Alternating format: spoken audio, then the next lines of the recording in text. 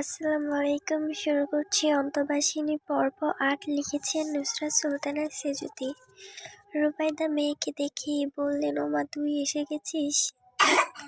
তাকালো সবাই। ইকবাল হৈ হৈ করে বলল, আরে মারিয়া, এখানে তুমিই কম ছিলে, যাও ফ্রেশ হয়ে এসো, ভাই বোন অনেকদিন একসাথে খায় না।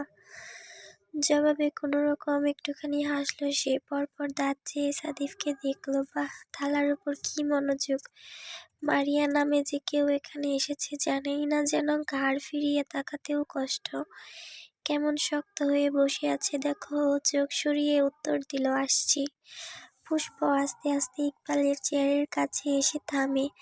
চামচে ডাল তুলে মিহি কণ্ঠে শুধায়, ডাল দেই? ইকবাল মুখ তুলে চাইল, দৃষ্টিতে আকুলতা এনে মনে মনে বলল, মাই লাভ, ডাল না দিয়ে তোমার মনে একটা খাল কেটে দাও, আমি কুমির হয়ে সাঁতার কাটতে চাই। জবাব না পেয়ে ভ্রু বাঁকালো পুষ্প। মারিয়া বলেছিল তাকে দেখলে চশমাওয়ালা হাঁ করে থাকে, তখন তিনিও সেই পথে হাঁটছেন, তাই না? দাঁড়া বেটা। পুষ্প চামচে তোলা গরম ডালের একটুখানি ইকবালের হাতের উপর ঢেলে দিল। ঘোর জুটল ওর, ছিটকে হাত ছড়িয়ে বলল, উফ উফ, গরম।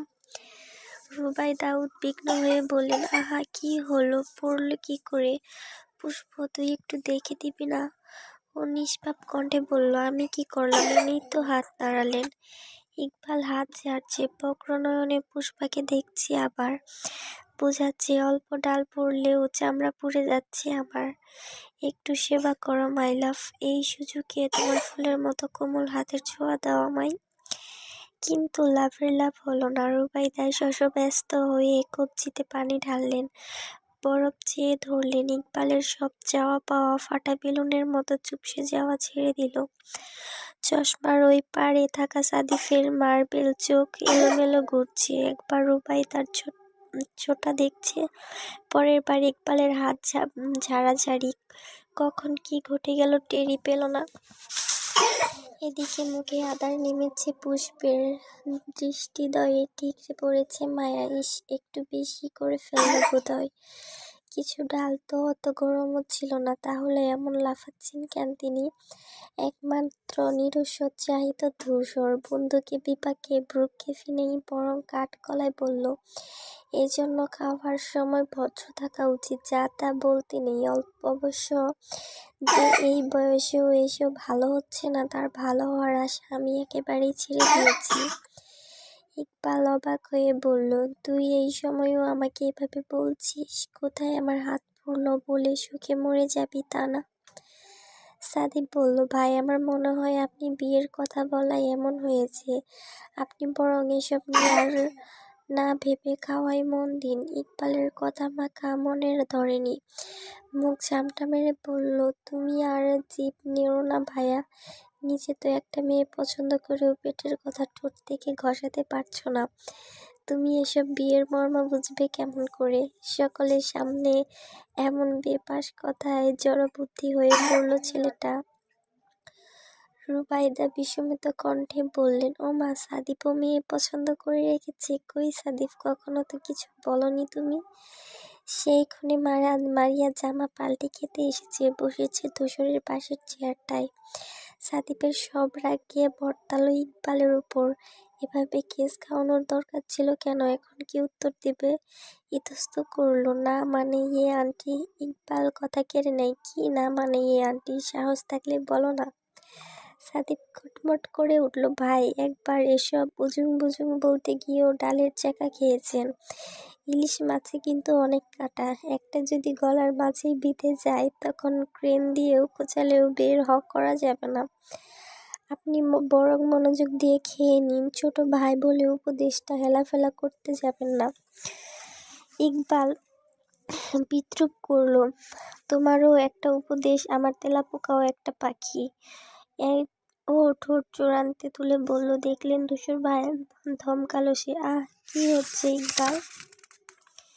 পুষ্প কথার মাঝে ফোড়ন কেটে বলল, ওনার পছন্দের মেয়ে ওনার কপালে আছে বলে তো আমার মনে হয় না যে গো বেচারা ভাব চেহারায় চোখের সামনে দিয়ে যে মেয়ে অন্য লোকের ঘরে চলে না গেলেই হচ্ছে। সাদিক প্রথম দফায় আশ্চর্য হয়, কথার মর্ম বুঝতেই থমকে যায় পরপর। হতচেতন ক্ষেত্রে তাকায় মারিয়ার পানে, মেয়েটা খাচ্ছে না, থালা সাদা ভাত গুনছে যেন, হাব ভাবে উদাসীনতা, হুশ জ্ঞানে শূন্যতা। ইকবালের খারাপ লাগলো। সে ওভাবে বলতে চায়নি, পক্ষ নিয়ে কিছু বলবে তার পূর্বেই ধূসর প্রশ্ন ছুড়ল, হঠাৎ এসব বললি কেন? পুষ্প নিভে গেল। এই রে, ধূসর ভাই যে এখানে মাথাতেই ছিল না। মিনসে গলায় বলল, না মানে মনে হলো আর কি। সে পুরো কণ্ঠে বলল, কাউকে একদিন দেখে তার ব্যক্তিত্ব বিষয়ে এভাবে বলা ঠিক না। অনেক বড় হয়েছিস, সব সময় কথাবার্তা ভেবেচিন্তে বলবি। ঠোঁট উল্টালো পুষ্প, ভদ্রের মতো মাথা হেলিয়ে বলল, আচ্ছা। রুবাইদা বললেন, তোরা কে, কি নিয়ে কথা বলছিস বলতো? আমি না কিছুই বুঝতে পারছি না। বোঝার দরকার নেই, এসব অকাজের অহেতুক আলাপ বাদ দিয়ে যে যা করছিল তাই করো। স্থূল কণ্ঠের এক বাক্যে আলোচনা সেখানেই প্রহিহত। টেবিলে চামচ আর খাবার চিবানো ব্যতীত ভিন্ন আওয়াজ হলো না। সাদিব মনমন্তর বেগে খাচ্ছে, দাঁতে দানা কাটাও দুষ্কর। তার ম্যালেরিয়া কখনো অন্যের হয়ে যাবে। কথাটা শুনতে এত জঘন্য লাগলো। চোখের সামনে দেখলে কি হবে, ও বেঁচে রইবে তো? সে সময় মারিয়াও চোখ তুলে ঝটপট দৃষ্টি নামিয়ে নেয় সাদিফ। পুনরায় মর্মাহত হলো মেয়েটা। বৃহৎ আখি জলের ছোঁয়ায় তুবড়ে যেতে চাইছে। এই পৃথিবীর প্রতিটি কাজে কেবল বিষমতা লুকিয়ে, কারো প্রেমে হারানো, কারো দুঃখ লুকানোর, আর কারো প্রিয় মানুষকে কাছে পেয়েও হারিয়ে ফেলার। সেই বিষমতার তিক্ত জালে আষ্টেপৃষ্ঠে জড়িয়ে যাচ্ছে ধরিত্রীর প্রায় সকল মানুষগুলোর তালিকায় ওর নামটা না লিখলেও হতো না। মারিয়া ভারী শ্বাস টানল, দম বন্ধ লাগছে তার। ভালোবাসায় এত বিষাদ কেন? এত বিষাদ তো তাকে একটু ছাড় দিলেও পারত। পিনপতন নীরবতার মাঝে আচমকা রকেট বেগে ঘরে ঢুকলো রাধিফ। পায়ের দুরন্ত গতি সামলাতে নিজেই হিমশিমে দশা হলো। দোরগোড়ার মোটা পা পুষে জুতো বেঁধে একেবারে জটলে পড়ল মেঝেতে। স্টিলের টিফিন বক্সটা ছিটকে গেল। উপরে ঢাকনাটা খুলে হাঁ করে বেরিয়ে গেল মাংস। শব্দের ঝংকারে হচকিয়ে তাকালো সবাই। রুবাইদা আহা করে বলেই ছুটে গেলেন, তাড়াহুড়া করে তুললেন ওকে। ও বাবা, দেখি দেখি কোথায় লেগেছে দেখি। রাদীপ ব্যথা পায়নি, তবে এত মানুষের সামনে আছাড় খেয়ে ভীষণ লজ্জা পেয়েছে। মিনমিন করে বলল, লাগেনি। পা পুষে মাংস পড়ে থাকতে দেখে দুঃখ চারগুণ বেড়ে গেল ছেলেটার। ইকবালও সমান মন খারাপ করে বলল, এই যা, এতগুলো গরুর মাংস ফেলে দিলে ছোট নেতা। গরুটা তো এখন মরেও শান্তি পাবে না গো। অমনি সুখে অনুতাপে ভ্যাঁ করে কেঁদে ফেলল রাদিফ। রুবাইদা বললেন, আরে কিছু হয়নি, দুটো পিস পড়ে গেছে শুধু, বাকি আছে। কিন্তু কে দিল এসব আপা? কান্না অবস্থাতেই মাথা ঝাঁকায় সে। বলে, হু হু করে বড় চাচু উঠানে গাছ লাগাচ্ছিল, তাই লুকিয়ে আসতে গিয়েই সব ফেলে দিলাম। ইকবাল ঠোঁট চেপে হাসছে, বলল, কি ব্যাপার ছোট নেতা, তোমার গলার শব্দ হঠাৎ এত কমে এলো কেন? আছাড় খেয়ে কি লজ্জা পেয়েছ? আরে কিসের লজ্জা? তোমার মতো বয়সে আমি ইকবাল এক পা হাঁটতে গেলে 100 বার পড়তাম জানো। রাদীপ চোখ মুছে অবাক চোখে চাইল। তাই? হ্যাঁ, বিশ্বাস না হলে তোমার ভাইকে জিজ্ঞেস করো। সে জিজ্ঞেস করলো না, তবে খুশি হয়ে গেল। ইকবাল ভাইয়ের মতো বড় মানুষ 100টা আচার খেলে ও তো মাত্র একটা খেয়েছে। এতে এমন লজ্জার কিছু নেই। ইকবালের বাচ্চা ম্যানেজ করার কৌশল চমৎকার। কি দারুণভাবে রাদিফকে সামলে ফেলল। মুগ্ধতায় মৃদু হাসল পুষ্প। রুবাইদা ফ্লোর হতে টিফিন বক্সটা কুড়িয়ে তুললেন, আনন্দে চোখ জ্বলছে। কুটুরে টলটলে জল মুছে বললেন, আপাটা যে কি করে, এখনো মাংস রাঁধলে আমাকে ছাড়া খেতে পারে না। ধূসর ডাকলো, রাদীপ জি, খেয়েছিস? না খেলে বস এখানে। রাদীপ একটাকে ছুটে গেল, খুব আয়োজন নিয়ে বলল, আমাকে কি হয়েছে জানো ভাইয়া? কি? বড় মা তো সবসময় খাবার লুকিয়ে দেয়, কিন্তু একবার পিউপু দেখে বড় আব্বুকে বলে দিয়েছিল। সেবার ছাত্র কত বকলেন ওনাকে। আজকেও যখন আসতে নেব আপু দেখে ফেলেছে। আমি আর বড় মা তো অনেক ভয় পেয়ে গিয়েছিলাম, কিন্তু পিউপু আছে, কোন ভূত ধরেছে। কি সুন্দর হেসে বলল, আমি বলবো না। যা রাদীপ, খাবার দিয়ায়। রুবাইদা বিস্মিত হয়ে বললেন, পিউ বলেছে কথা? ও মাথা নাড়ল। একবার কি বুঝলো কে জানে, দুষ্টু হেসে চাপা কণ্ঠে বলল, মনে হয় টনিক পড়েছে। এমনিতেই মেয়েরা শুধু হাত ধরে রাস্তা পার করিয়ে দিলে ছেলেদের প্রেমে পড়ে যায়, সেখানে তো তুই কোলে করে বাড়ি অব্দি দিয়ে এলি। পিউ পিউ মনে হয় অলমোস্ট তোর প্রেমে পড়ে আইসক্রিমের মতো গলে যাচ্ছে, বুঝলি? ধূসর কিছু বলল না, নিশ্চুপ পানির গ্লাসে চুমুক দিল। পুষ্প জিজ্ঞেস করলো, পিউ তোর ওই চাচাতো বোনটা না মারিয়া? ওই যে ফর্সা রোগা মতো?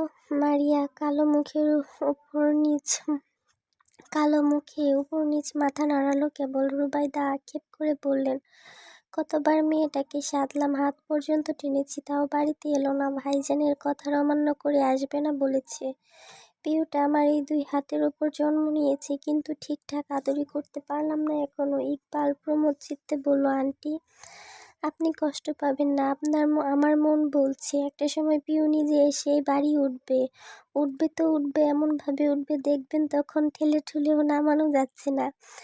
আদর আদর খাওয়ার জন্য একেবারে সারা জীবন থেকে যাবে আপনার কাছে। রুবাইদা কিছুই বুঝলেন না, চেয়ে রইলেন বোকা বোকা চোখে। বাকিদের দৃষ্টিতেও জিজ্ঞাসা। সাদিপ ব্যতীত তেমন কারোর মাথাতেই ঢুকিনি কথাটা। তবে সমলাকে দাড়ি পড়া মাত্র ইকবাল টের পেল টেবিলের তলায় তাই পায়ের পাতায় একটা প্রকাণ্ড লাথি মেরেছে কেউ। রীতিমতো গোড়ালি মেঝেতে দাপিয়ে দিয়েছে যেন। ব্যথায় নাক মুখ খিচে ফেললেও রাগ করল না সে, কিন্তু চিন্তা হচ্ছে নখগুলো নিয়ে। ওরা আস্তে আস্তে তো নাকি বদমাসটা সব গেলে দিয়েছে। সন্ধে নামার ভাব। অপূর্ব রূপাঞ্জলিতে পশ্চিম আকাশ চাওয়া। গোধূলি তখন উজ্জ্বলতা তিক্ত হাতে ছড়িয়েছে। দিনভর প্রখর তাপের উষ্ণতা মারিয়ে ক্লান্ত সূর্য বিদায় নিচ্ছে এবার। বাড়িতে উঁচু দালান আর ছাদে ঘেরা পাঁচিল জুড়ে গতর মেলেছে অন্ধকার, অথচ শৌখিনীরা সবেমাত্র দুপুরের খাওয়া দাওয়া পাট চুকলো। ইকবাল আর সাদিপের এবার গন্তব্যে ছোটার পালা। এদিকে সাদিপ বরাবরের মতো নির্বিকার রইলেও সাংঘাতিক মোড়ামুড়ি করছে। ইকবাল তার এক বিন্দু যাওয়ার ইচ্ছে নেই, গেলেই তো শেষ। মাই লাভকে আবার কখন এভাবে দেখবে কোনো নিশ্চয়তা আছে? পুষ্প তার বাবা মায়ের একমাত্র মেয়ে। রাশেদ খানিক বা ইনকাম ট্যাক্স অফিসার হওয়ার সচ্ছলতার ছড়াছড়ি। শুধু রুবাইদার বলাবলিতে পড়াশোনার জন্য মেয়েকে পাঠিয়েছেন এখানে। ভর্তি হচ্ছে মারিয়ার ইউনিভার্সিটিতেই। আপাতত মাইগ্রেশনের কাজ চলছে সেথায়। কাগজপত্রের ঝুটঝামেলা নিয়ে আফতাব শিকদারের দারুণ ব্যস্ততা। আর এই ব্যাপারটার উপরে চরম বিরক্ত ইকবাল। এখন যদি পুষ্পের ভার্সিটির সব কাজ হয়ে যেত, সেও তো গিয়ে চড়াও হতে পারত ওখানে। দূর থেকে দেখে চলে আসতো না হয়, কথাবার্তা না হোক, চোখে শান্তি মিলত না। রোজ কি এখানে চা খাওয়ার বাহানায় আসা যাবে? একবার দোসরটা ধরে ফেললে ইজ্জত শেষ। চরিত্রহীন ভেবে বসে যদি সে, তখন মাথা ঠুকেও বোঝাতে পারবে না। দুনিয়ার সব মেয়েকে নয়, কেবল পুষ্পকে দেখেই মাইলাভ উপাধি দিয়ে ফেলেছে সে। ইকবাল ভেতর ভেতর মুচড়ামুচড় টিকল না। সন্ধ্যার পর হয়ে বের হতেই হয়েছে। ধূসরের সঙ্গে কথা বলতে বলতে আগে ভাগে নিবাস ছাড়ল সাদিফ। যেতে যেতে একটিবারও পেছন ফেরেনি, দুটো স্ত্রীর জন্য কারো ব্যাকুল চোখে চোখ রাখেনি। যন্ত্রমানবের মতো তাকে সদর গেট পার হতে হতেই মন খারাপ আকাশ ছুঁল মারিয়ার। ক্ষুণ্ণে উপছে পেল অত্যপট প্রশ্নবিদ্ধি পীড়িত হৃদয় শুধালো, এমন ভালোবেসেও আমার প্রতি আপনার আগ্রহের বদলে এত নিগ্রহ কেন সাদিফ? সাদিফ চলে যাওয়ায় থেকে যাওয়ার অজুহাত হারালো ইকবাল। অনীহায় উসখুস ভঙ্গিতে দৌড় অব্দি এলো সে। পুষ্প পেছন পেছন এসেছে। ও ফিরে ঠোঁট টেনে হাসলো, বলল আসছি। পুষ্প বলল আসুন। কথাটা ইকবালের মনোপুত হলো না। অন্য কিছু শোনার আশায় ছিল সেই। মাই লাভ কি একবার বলতে পারতো না যেতে হবে কেন? আমার কাছে থেকে যান না। ব্যথিত শ্বাস বুকে চেপে অনাগ্রহে কয়েক পা বাড়ালো ইকবাল। একটু গিয়ে থামল ফের। কি মনে করে পকেটে হাত দিল, ঘুরে চেয়ে বলল, আমার ফোনটা মনে হয় টি টেবিলের উপরে রেখে এসেছি। পুষ্প নিজ থেকেই বলল, আমি নিয়ে আসছি। ছেলেটা হাস্যের ন্যায় গলা উঁচিয়ে তার স্থান দেখতে থাকে। এই মেয়েকে যত দেখা যায় ততই শান্তি। পুষ্প ফিরে এলো 2 মিনিটে, ফোন বাড়িয়ে দিল। আর কিছু রেখে যাচ্ছেন কিনা ভালো করে দেখুন, পরে মনে করলে ফেরত নাও পেতে পারেন। চোখে মুখে দুষ্টুমি তার। ইকবাল মনে মনে বলল, রেখে যাচ্ছি তো, তোমাকে রেখে যাচ্ছি মাই লাভ। যেখানে 2 ঘন্টা তোমায় দেখার পর আমার 3 রাত ঘুম হয়নি, সেখানে আজ সারাদিন তোমার সামনে থেকে আমার ঘুম তো আমাকে চিরজীবনের মতো তালাক দিল বলে। গতিহীন ইকবালের মানে তুড়ি বাজালো পুষ্প। নড়ে উঠতে ভ্রু নাচালো। কি কিছু ভাবছিলেন মনে হচ্ছে, নিজেকে সামলাই সে। ফোন পকেটে ভরতে ভরতে জানায়, তেমন কিছু না, ধন্যবাদ তোমাকে। হ্যাঁ হাসি। হ্যাঁ পুষ্প হ্যাঁ না কিছুই বলেনি।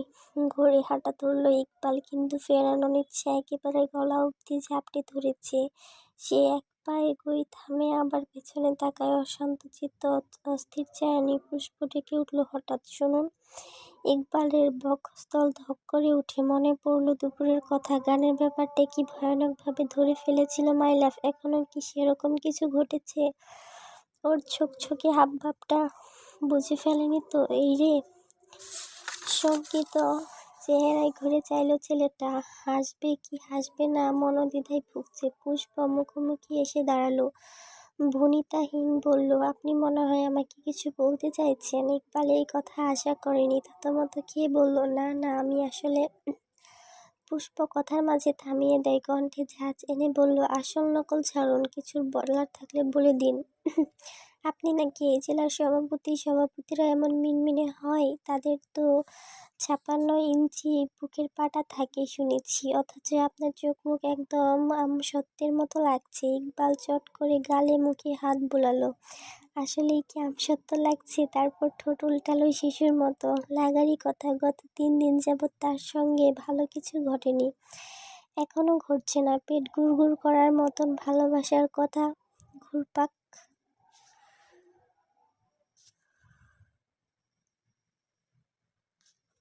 ঘুরপাক খাচ্ছে। পেট গুড়গুড় করার মতো ভালোবাসার কথা ঘুরপাক খাচ্ছে। এমন অশান্তি নিয়ে বেঁচে থাকা যায়? পুষ্প তাড়া দিল, কি হলো, কিছু বলছেন না কেন? একটা দীর্ঘ প্রশ্বাসের পর একদম সোজাসাপটা ওর চোখের দিকে চাইল ইকবাল। মাথা মায়াময় দৃষ্টিজোড়া দেখেই কেবল হুটহাট ভীষণ সাহস করে করল বুকে। ভেতরের সত্তাটা চেঁচিয়ে আশ্বাস দেয় তখন, বল ইকবাল, বলে দে সব, এত ভয় কিসের? তুই না সেদিন ধূসরকে বললি মনের কথা বাসি করতে নেই, দুর্গন্ধ ছড়ালে আরো বিপদ। তবে নিজের বেলায় মানছিস না কেন? তাছাড়া একটা রূপসী কন্যা ঢাকায় এসেছে, ভার্সিটিতে কদম ফেলতে না ফেলতেই কেউ ফেনাই যদি, তখন হাঁ করে বসে থাকা ছাড়া আর তো কোনো উপায় নেই। ইকবাল দেহ টান টান করে শ্বাস নিল, যা হবার হবে। শুকনো ওষ্ঠযুগল ভিজে, জিভে জিভ ভিজিয়ে। হয়েছে কি আসলে? আমি পুষ্প উদ্দীপ্ত হয় ভাবে এবার কাঙ্ক্ষিত শোনার সময় এসেছে। ব্যগ্র ভঙ্গিতে বলল, আপনি আসলে? ইকবাল থমথমে বলে, আমার মনে হচ্ছে যে। পুষ্পের দৃষ্টি উৎসুক, উদ্বেল কণ্ঠ, কি মনে হচ্ছে বলুন না। পেটে আঁকিবুকি করা শব্দগুলো বহু কসরতে ঠোঁটের ডগায় আনলো ইকবাল। মনে হচ্ছে আমি তোমাকে। তারপর কলার টানলো পাঞ্জাবির। হঠাৎ এত গরম লাগছে কেন? আপনি আমাকে কি বলুন না, অপেক্ষা করছি তো। আরে ইকবাল ভাই, যাননি এখনো? কোত্থেকে উড়ে এলো মারিয়া হাসি হাসি চেহারায় পুষ্পর পাশে দাঁড়ালো। ব্যাস, ইকবালের এতক্ষণের সকল উদ্যোগ এক লহমায় ভেস্তে গেল। সহসা অসহায় নেত্রে এক সমুদ্র শোক সমেত পুষ্পের পানে চাইল। মাটির দিকে চেয়ে দীর্ঘশ্বাস ফেলল মেয়েটা। বিরক্তিতে গলা শুদ্ধ তেতো হয়ে গেছে। আগ বাড়িয়ে কত চমৎকার একটা সুযোগ দিয়েছিল, অথচ কিছুই বলতে পারল না। রাম ছাগল, এসব গরু গাধা ধূসর বাহাই জোগাড় করে কই থেকে? ইকবাল চোখ মুখ অন্ধকার করে মারিয়ার দিকে চেয়ে থাকে। মনে মনে বকাঝকায় উড়িয়ে দেয় ওকে। আসার আর সময় পেলি না? নিজেদের লাইন তাদের মতো ঝুলছে বলে আমারটাও বাধা দিবি? সে বুঝতে পারল এভাবে হবে না। ভালোবাসার কথা এরকম দরজায় দাঁড়িয়ে দাঁড়িয়ে বলা যায়? সে যেন যথাযথ পরিবেশ দরকার। সেখানে কেউ বিরক্ত করবে না, কোনো তাড়া দেবে না। সময় নিয়ে হৃদয় নিংড়ে সব খুলে বলা যাবে। এসব ভালোবাসাবাসি কি তাড়াহুড়ার বিষয়? তার ভাবিত মুখবির দেখে মারিয়া বলল, কি ব্যাপার ইকবাল ভাই, এভাবে কি ভাবছেন? বিয়ের প্যান্ডেল কোথায় হবে ডিজাইন করছেন বুঝি?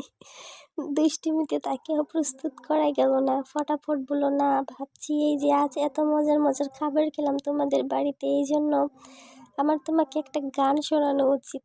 মারিয়া ভ্রু বাঁকালো। একবার পুষ্পের সঙ্গে মুখ চাওয়াচাওয়ি করে বলল, হঠাৎ গান কেন?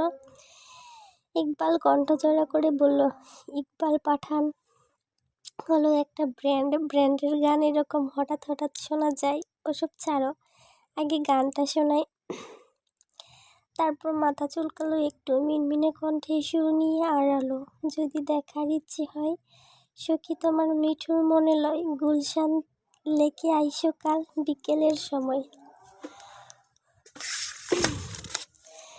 গুনে গুনে 4 লাইন গেয়ে আর এক মুহূর্ত দাঁড়ালো না ও, একটি বার ফিরে অবধি দেখলো না। উল্কার মতো পায়ের গতিতে গেট ছাড়িয়ে গেল। মারিয়া তপ্তা খেয়ে বলল, কিসের ভুলভাল গাইলো বলো তো আপু? অথচ পুষ্পের ঠোঁটে মিটি মিটি হাসি। ও বিভ্রান্ত হয়ে বলল, হাসছো কেন তুমি? বুঝবি না কেন? নিশ্চয়ই বুঝবো, বলি তো দেখো। পুষ্পের ফের রহস্য হাসলো। আত্মবিশ্বাসে থই থই করা মারিয়া নাকের ডগায় টোকা দিয়ে বলল, এগুলো বড়দের কথা, ছোটদের জানতে নেই। তারপর চেয়ে হেলে দুলে ঢুকে গেল ভেতরে। আগামাথা না বুঝতে পেরে কেবল বেয়াক্কেলের বনে দাঁড়িয়ে থাকলো মেয়েটা। রায়হানকে বলেছি তোকে দিয়ে আসতে। ইকবাল আর মোড় ভাঙতে ভাঙতে বলল, লাগবো না, আমি বরং সাদিপ বাবুর নতুন বাইকে চড়ে যাই। একই তো রাস্তা দুজনের, শুধু আগে আর পরে। দুজোর কাঁধে হাত রাখলো, চোখে মুখে সেই মুরব্বিয়ানাই গম্ভীর যা বলল, ঠিক আছে সাবধানে যাস, পৌঁছে জানাবি। ইকবালও এবার ঠিক এই রকমই নিজের হাত কাঁধে রাখলে ওর বন্ধুকে হুবহু অনুকরণ করে বলল, আচ্ছা তুইও গিয়ে বিশ্রাম নে, যা ধকাল গেল আজগুলো নিয়ে কতজনকে দিয়ে আসতে হলো বাড়িতে, যা একটা লম্বা ঘুম দে। ধূসর বিরক্তিতে চেহারা গোটালো, অসহ্য কণ্ঠে বলল, ভালো হবি না তাই তো? ইকবাল হাসল, বন্ধুর প্রস্থান দেখে সেই হাসি বাড়ে। এই যে ওর ছনাছাড়া দুষ্টুমিতে ধূসরটা রেগে যায়, রেগে মেগে নাক ফোলায়, কথা শোনায় দাঁত চেপে, এরকম ওর ক্ষুদ্র জীবনের সব থেকে বড় উপভোগ্য জিনিস।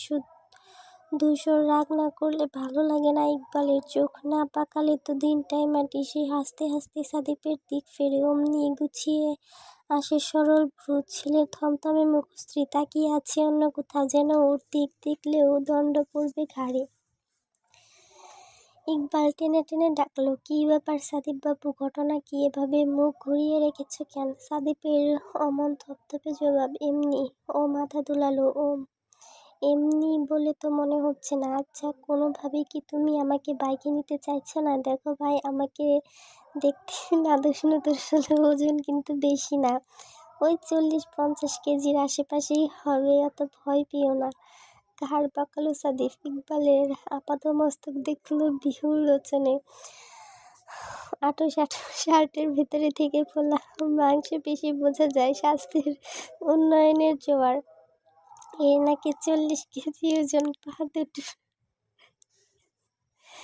পা দুটোর ওজনই তো 30 কেজি হবে।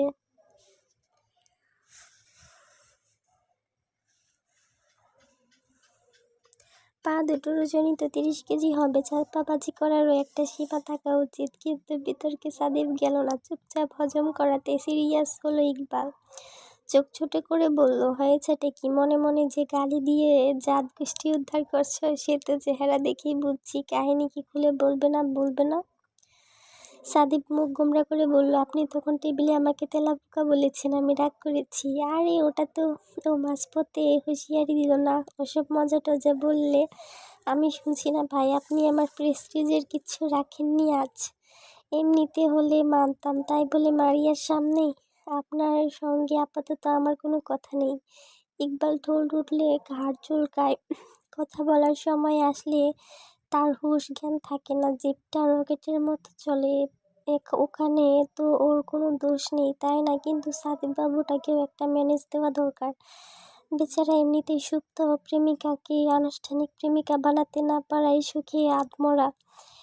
এমন ব্যর্থ প্রেমিক তাকে অভিশাপের 1 ইঞ্চি দিয়ে বসলেই বিপদ। ও সাদিফের একটু কাছে এগিয়ে এলো, বহু আঁকড়ে নরম গলায় বলল, রাগ করো না সাদিফ বাবু, শোনো, কবি বলেছেন প্রেম হলো মাদকের মতো ক্ষতিকর। ক্ষতির প্রভাবে মানুষ তা আবুল তাবুল বকে। দিনের বেলায় আকাশে তারা দেখতে পায়, মাথা ঠিক থাকে না, মানসিক ভারসাম্য হারাতে পারে। তাই আমি এখন কিছু বললেও তোমার কি ধরে বসা উচিত? আমিও তো সদ্য প্রেমে পড়েছি, তাই না?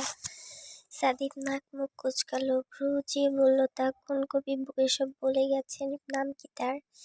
ইকবাল কাক না চায়, নাম দিয়ে কি হবে? আমি না তোমার গুরুজন? গুরুজন বলে তাই না বললে নাই?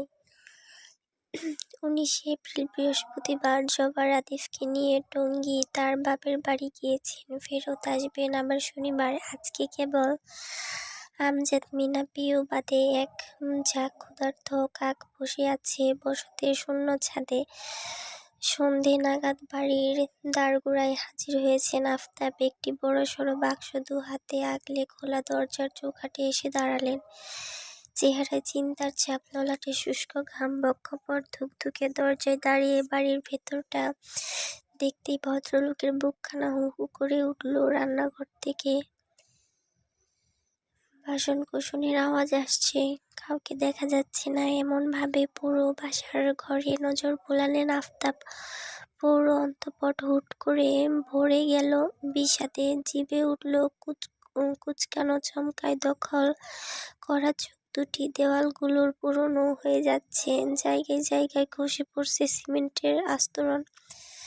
বাড়ির বাইরে বুনো গাছ জন্মাচ্ছে। এই অরণ্য ঘেঁষা বাড়িটা তার শৈশবের স্মৃতি, শৈশবের আবেগ, তার জন্মনিবাস।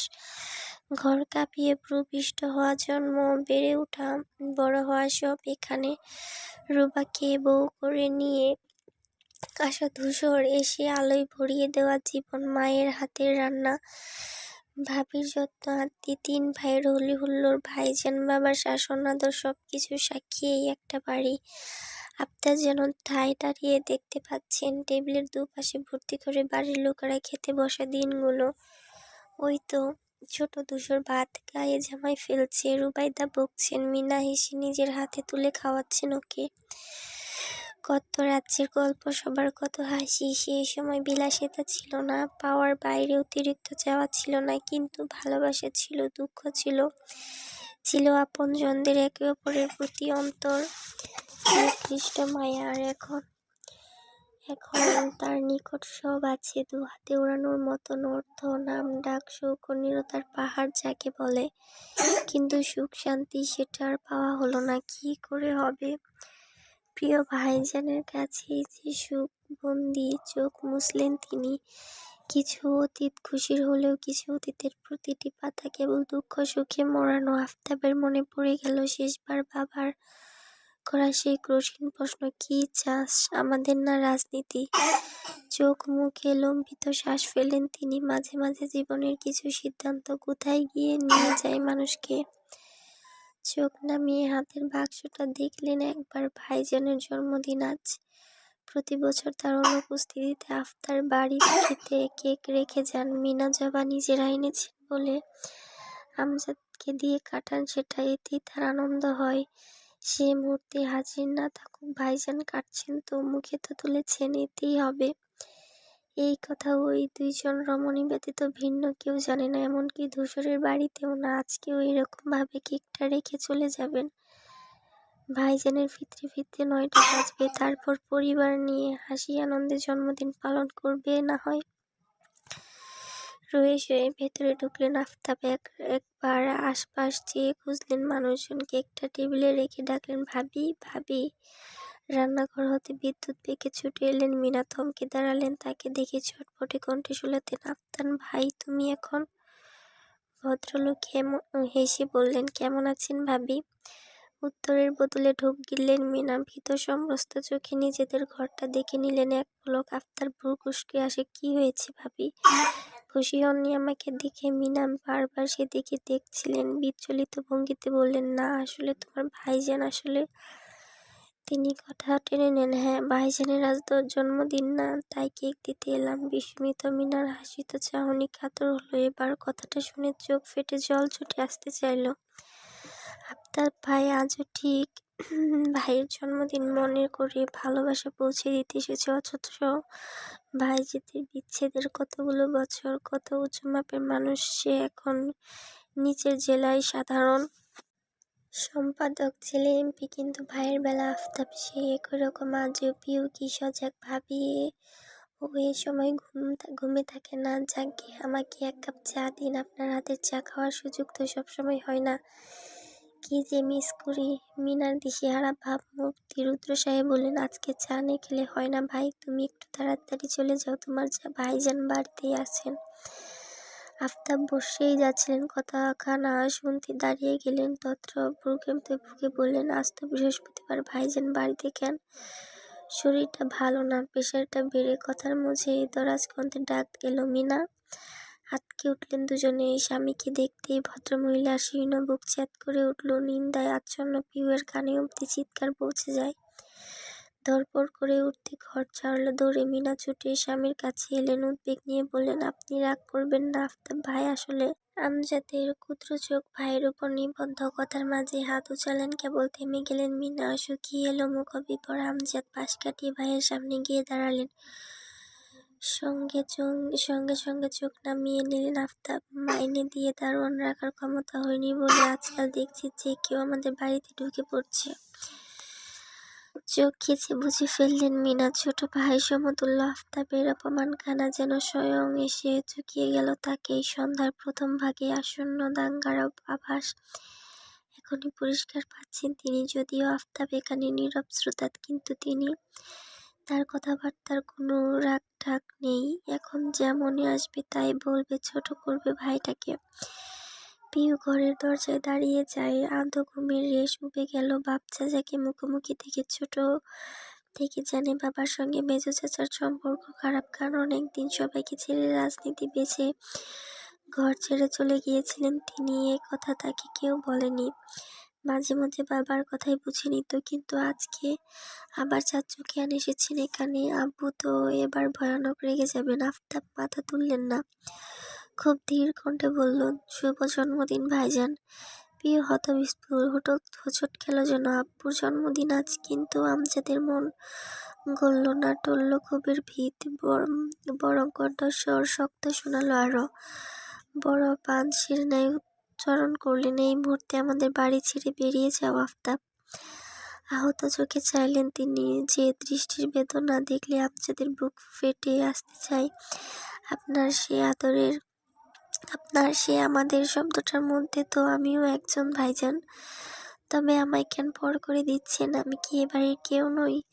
মুখের ওপর দুরন্ত জবাব এলো না। না, ওটা আপনার রাগের কথা ভাইজান, মন থেকে। কিন্তু আপনি, কথার ভেতরে বজ্রতর কণ্ঠে বাদ সাধল আমজাদ, এসব রাজনীতি ভাওতাবাজি বন্ধ করো তো। ওসব তোমার পার্টি অফিসে মানাবে, আমাদের সামনে নয়। তোমাকে বের হতে বলছি, বের হও। ভাইজান, আমি জানি আপনি আমাকে ওপর রাগ ক্ষোভ দেখালেও ভেতর থেকে এখনো ভালোবাসেন, শুধু অভিমানের বশে দূরে ঠেলে দিচ্ছেন। কিন্তু একদিন আপনার এই অভিমানটাও পড়ে যাবে। আপনি তো বরাবরই নরম মনের মানুষ। সেদিন ছোট ভাইটাকে ঠিক কাছে টানবেন আবার। আফতাবের কণ্ঠ তরল। আমজাদ ঠিক তার চোখে চোখ রেখে কাট উত্তর দিলেন, যে ভাইয়ের জন্য আমার প্রীতি হারা হই, যে ভাই আত্মার সম্পর্ক ধ্বংস করে শুধু টাকার লোভে, উচ্চ পজিশনের লোভে ঘর ছাড়তে দুবার ভাবে না, সেই ভাইয়ের সঙ্গে আমি নরম মনের বলেই হয়তো এখনো কথা বলছি।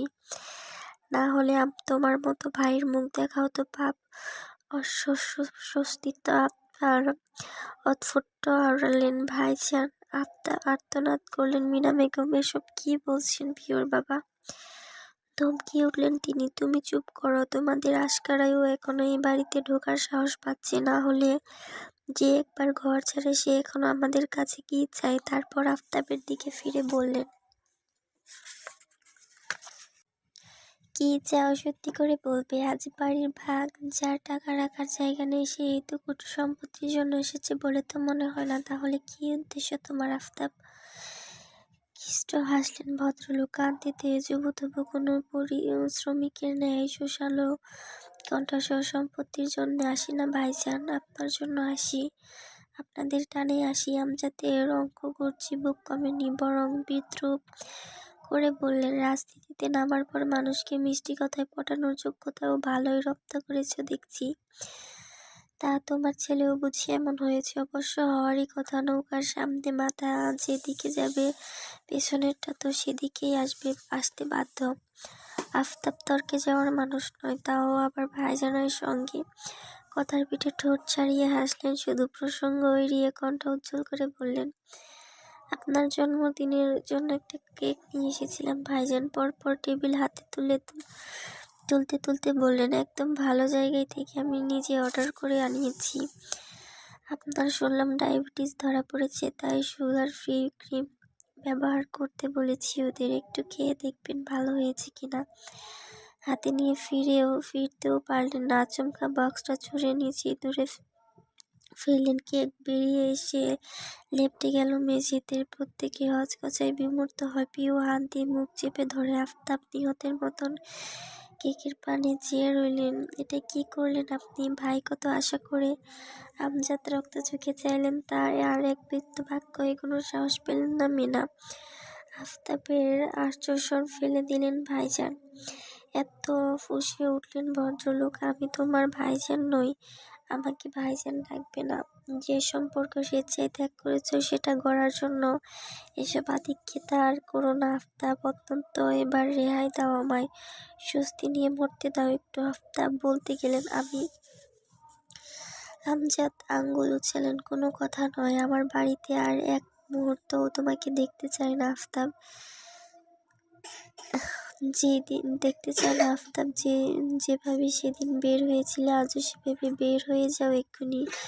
শুনুন না, আপনি একটু শান্ত হন। এরকম করবেন না, ও তো আপনার ভাই। আমজাদ প্যাঁচপ্যাঁচে কণ্ঠে জ্বালালেন, আমার একটাই ভাই আজমল, বাকি ভাই আমার কাছে মরে গেছে। থমকে গেলেন আফতাব। স্পষ্ট লোচন জলের ছোঁয়ায় চিকচিক করে উঠল। আমজাদের ভুক্ত বাড়িতে আটকে থাকা মনটা সেই জল ছুঁতে ব্যর্থ হলো। আজ রুদ্ধ কণ্ঠে বললেন, ঘরে যাচ্ছি, পরের বার এসে তোমাকে যেন না দেখি। আর সামান্য লজ্জাবোধ থাকলে এ বাড়ির ধারে কাছেও আর মুখ দেখিও না। দৌড়তে গিয়ে থেমে গেলেন আবার। শক্ত গলায় বললেন, আর হ্যাঁ, তোমার এই দামি কেক নিজ দায়িত্বে তুলে নিয়ে যাও। আমি কেন, আমার বাড়ির মেঝেটা ওটা ছুঁয়ে দেখুক আমি চাই না। সবটা কেবল বাকরুদ্ধের ন্যায় শুনে গেলেন আফতাব।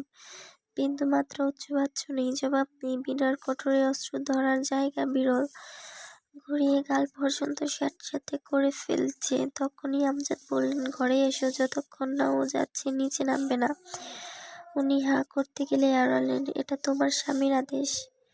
বলার মতো শব্দের ভাটা পড়ল মিনার। করুণ চোখে এক পলক দেবরের দিক চেয়ে উপায়হীনের ন্যায় পিছু নিলেন স্বামীর।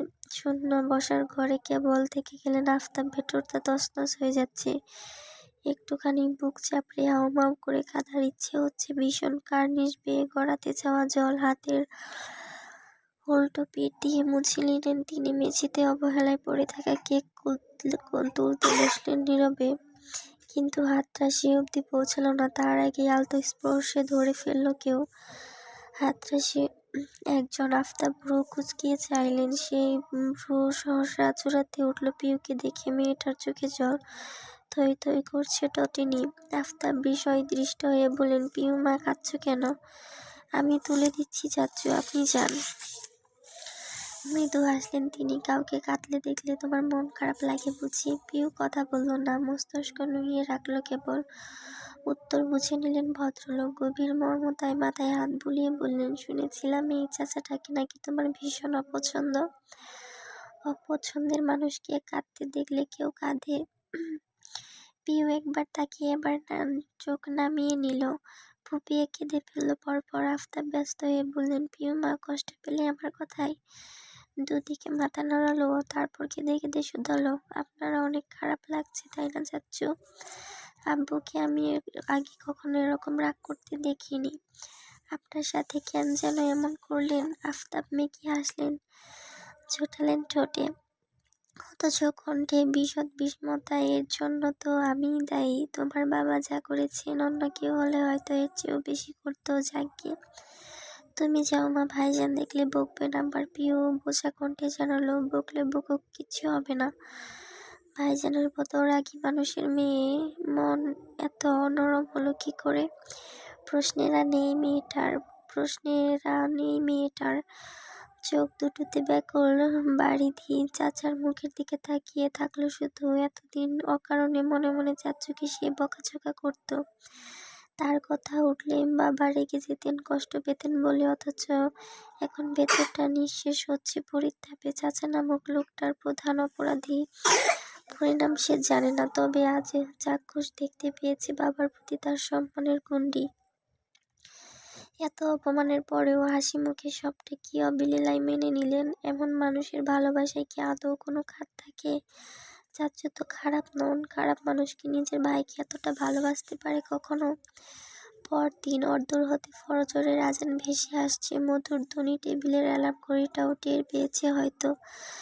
তার সবে বেজে ওঠায় পিউয়ের ঘুম ছুটে গেল। সপ্তাহ ঘুরে আবার সেই দিন। বাবার সঙ্গে বাইরে হাঁটতে যাওয়ার কথা। প্রতিদিন আমজাদ নিজে ডেকে তুললেন মেয়েকে, আজকে আসেননি দেখে পিউ উদ্বেগ বাবা মায়ের কণ্ঠের সামনে এলো। কয়েকবার ডাকতেই দরজা খুললেন মিনা, চোখে মুখে জলের ফোঁটা। অজু করেছেন কেবল? আব্বু উঠেনি? না, যাবেন আজ? মিনা মলিন কণ্ঠে বললেন, ভোর রাত অব্দি বারান্দায় বসেছিলেন, কাঁদতে শুনেছি, যাবে না মনে হয়। পিউ হাস্যবদন স্নান হয়ে আসে। বাবার কান্নার কারণ নিশ্চয়ই মেজো চাচ্চু। ভেতরে এত ভালোবাসা অথচ সামনাসামনি।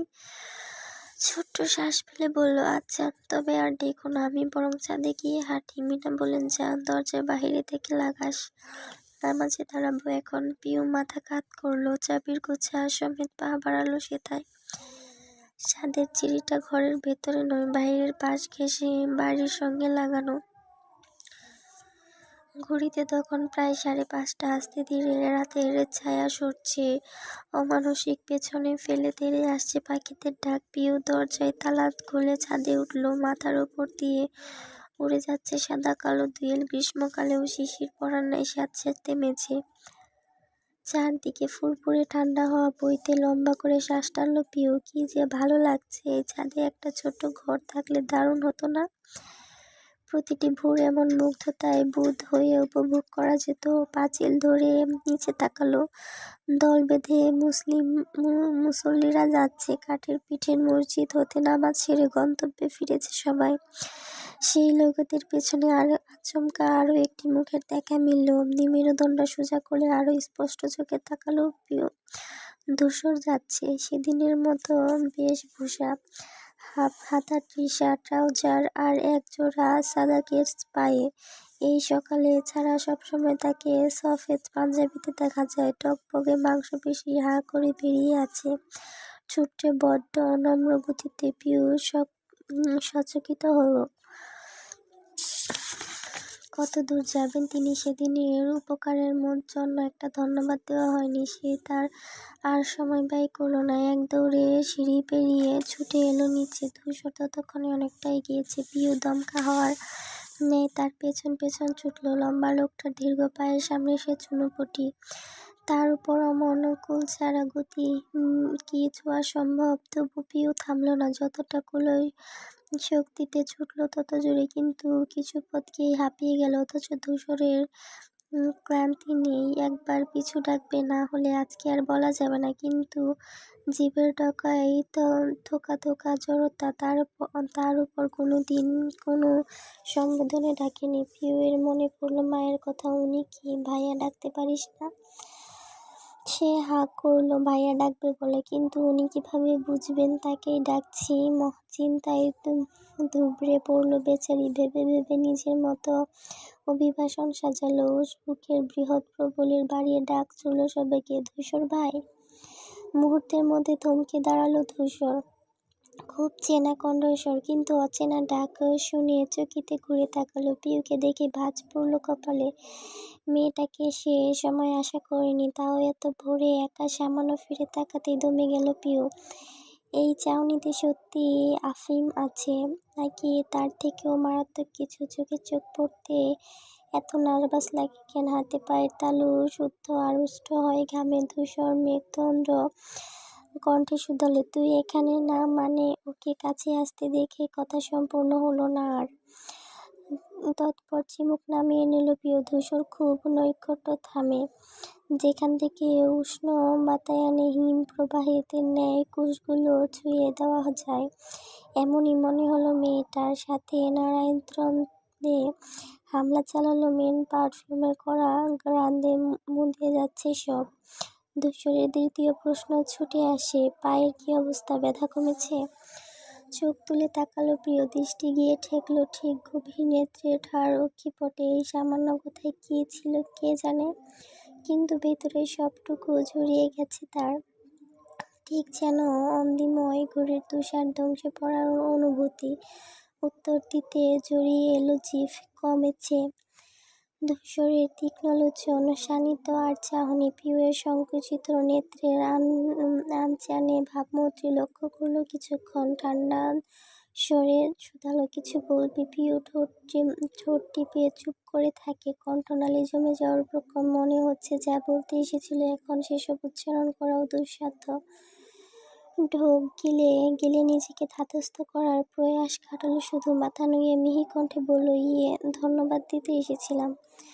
অগোছালো নেত্র তুলে একবার ধূসরের প্রতিক্রিয়া দেখার চেষ্টা করল। নিজেই শশব্যস্ত নামিয়ে নিল ফের। বুকের মধ্যে তীব্র উচ্চাটনের তল নেই। দিশাহীন নাবিকের ন্যায় লাগছে। মানুষটার সামনে এলে ইদানিং খড়খড়ে লাগে সব।